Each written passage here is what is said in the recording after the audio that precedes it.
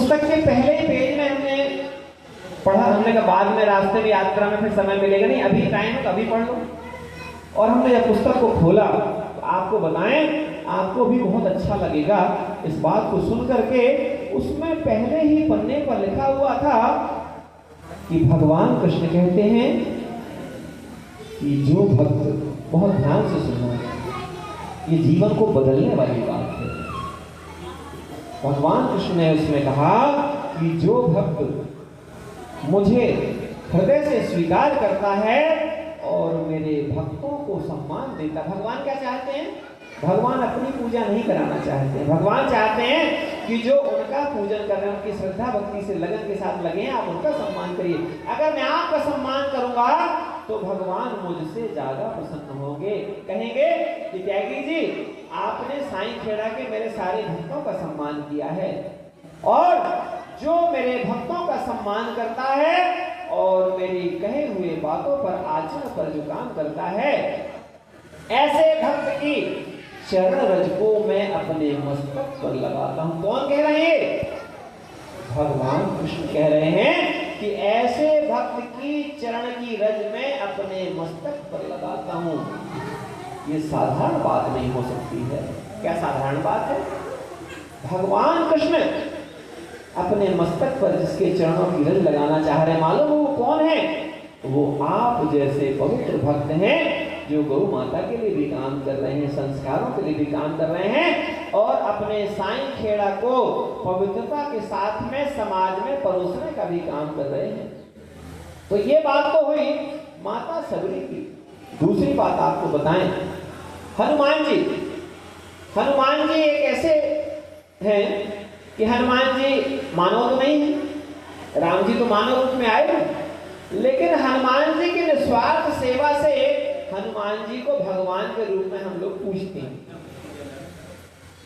और आप लोगों ने बताया कि राम जी से ज्यादा मंदिर हनुमान जी के हैं। जहां भी लगता है तो लोग बोलेंगे कि काम करो, राम जी का नहीं हनुमान जी का मंदिर बनाते हैं। क्यों? एक भक्त भगवान से भी ऊंचा उठ जाता है जब वो निस्वार्थ और समर्पण भाव से जुड़ जाता है। ये बात हम सबको समझनी ही चाहिए। यही अवसर आपको मिला है।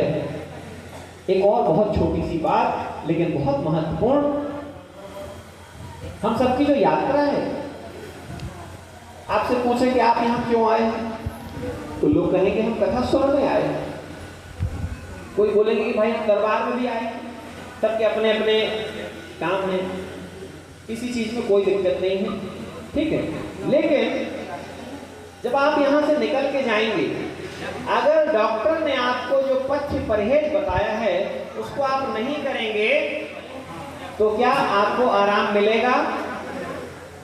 डॉक्टर ने कहा आपको फलानी बीमारी है और आपको ये चीज नहीं खानी है, और आपने कहा डॉक्टर ने बोल दिया, अपना काम उसने कर दिया, अब कौन सा देख रहा है डॉक्टर, अकेले में खा लेते हैं। डॉक्टर ने कहा केला नहीं खाना है, अपन जब डॉक्टर के पास से निकले तो अपन 2 दर्जन केले लेके गए। डॉक्टर थोड़ी देख रहा है।